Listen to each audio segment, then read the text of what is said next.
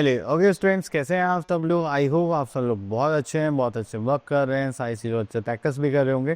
तो चलिए आज हमारे पास एक टॉपिक है दैट इज शेप्स। तो यहाँ पर हम डिफरेंट काइंड्स ऑफ शेप्स देखने वाले हैं एंड यहाँ पर हम उस हिसाब से अपना वर्क देखेंगे। तो चलिए सबसे पहले आता है हमारे पास प्लेन शेप्स। अगर मैं प्लेन शेप्स की बात करते हैं, यहाँ पे 3 और मोर साइड्स की जितनी भी हमारे पास शेप्स होती हैं उनको हम बोलते हैं पॉलीगन्स। ठीक है, तो चलिए सबसे पहले आता है हमारे पास यहाँ पर ट्राइंगल। तो ट्राइंगल में हमारे पास आती हैं 3 साइड्स। ठीक है, एंड उन 3 साइड्स को मिला के हम क्या बनाते हैं, ट्राइंगल। अब ट्राइंगल्स के अलग अलग फॉर्म्स होते हैं, एक right angle triangle, obtuse angle triangle and scalene triangle. Then उसके बाद आता है हमारे पास क्वाड्रिलेटरल्स। अगर हम क्वाड्रिलेटरल्स की बात करें तो हमारे पास क्वाड्रिलेटरल्स में आते हैं यहाँ पर अलग अलग figures just like square, rectangle, trapezium and rhombus. Parallelogram भी आता है। तो चलिए बहुत सारी जो भी हैं हम वो देखते हैं। तो सबसे पहले हम आते हैं स्क्वायर पर। तो स्क्वायर एक फिगर होती है, इसमें हमारी ऑल 4 साइड्स क्या होंगी, इक्वल होंगी। ठीक है, अब यहाँ पे एक देखिए बोला गया A4 साइड फिगर है। अगर 5 साइड्स फिगर होगी तो पेंटागन बोलेंगे, 6 साइडेड फिगर होगी तो हेक्सागन, 7 साइड फिगर होगी तो हेक्टागन, 8 साइड फिगर होगी तो ऑक्टागन। ठीक है, तो इतना करने के बाद हम आगे चलते हैं। ओके, तो हमारे पास आ गया नेक्स्ट फिगर इज रेक्टेंगल। तो रेक्टेंगल में हमारे पास 4 साइड्स होती है, बट इसमें अपोजिट साइड्स क्या होते हैं, इक्वल होते हैं, इसलिए लेंथ यहाँ पर इक्वल होगी और ब्रेथ भी क्या होती है, इक्वल होती है। तो अगर आप इनके 4 जो कॉर्नर्स के अपोजिट कॉर्नर्स उनको ज्वाइन कर देंगे तो वो क्या फॉर्म करते हैं, एक डायगोनल फॉर्म करते हैं। ठीक है, अब आते हैं सॉलिड शेप्स, मतलब जो हमारी रियल लाइफ 3D फिगर्स होती हैं, जो ऑब्जेक्ट्स होते हैं उसकी बात कर रहे हैं। ठीक है, अगर आप यहाँ पर देखेंगे तो आपके पास सॉलिड शेप्स में सबसे पहले आपके पास क्यूब। ठीक है, तो यहाँ पर इसका एक फेस होता है, एक कॉर्नर्स वर्टिसेस होते हैं और यहाँ पर ये एजेस होती हैं।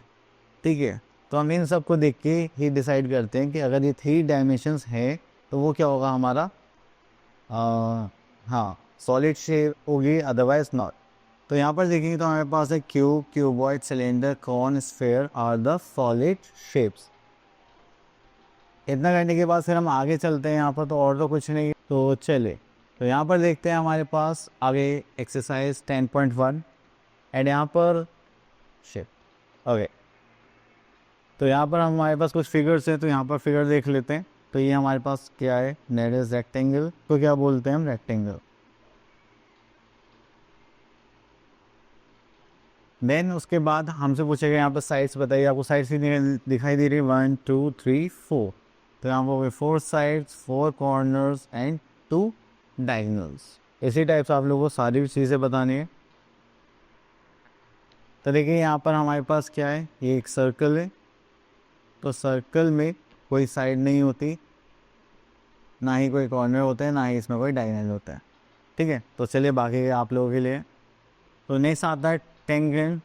तो ये एक पैटर्न्स होता है। ठीक है, tangram is an Asian Chinese puzzle and इसको हमें 7 पीसेस में रिजॉल्व करना होता है। तो यहाँ पर 2 बिग पीसेस होते हैं बिग ट्राइंगल्स के एंड 2 होंगे small triangles, 1 medium triangle and 1 square and 1 parallelogram. तो इस टाइप से ये क्या बनता है, 7 पीसेस को मिलाकर एक मीनिंगफुल फिगर बनाई जाती है।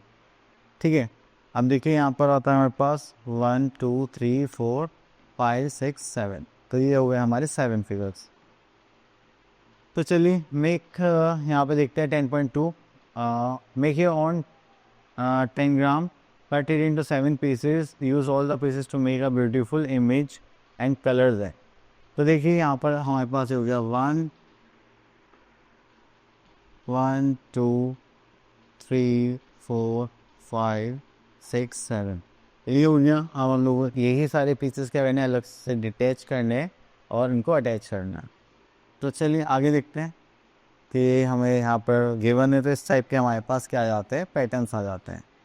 ठीक है, नेक्स्ट आता है टाइलिंग। अगर आपने टाइल्स देखी होंगी तो वो सेम पैटर्न की बनी होती है। ठीक है, अब यहाँ पर यही फॉर्मेट है। चलिए तो यहाँ पर देखते हैं in which picture do the shapes tiles. तो देखिए ये हमें फर्स्ट फिगर लग रही है, सेकंड भी लग रही है, थर्ड भी लग रही है। ये थोड़ा अजीब सा लग रहा है बट ये भी हो सकते हैं। तो ये सारे पॉइंट हो सकते हैं, ये टाइल्स के पैटर्न।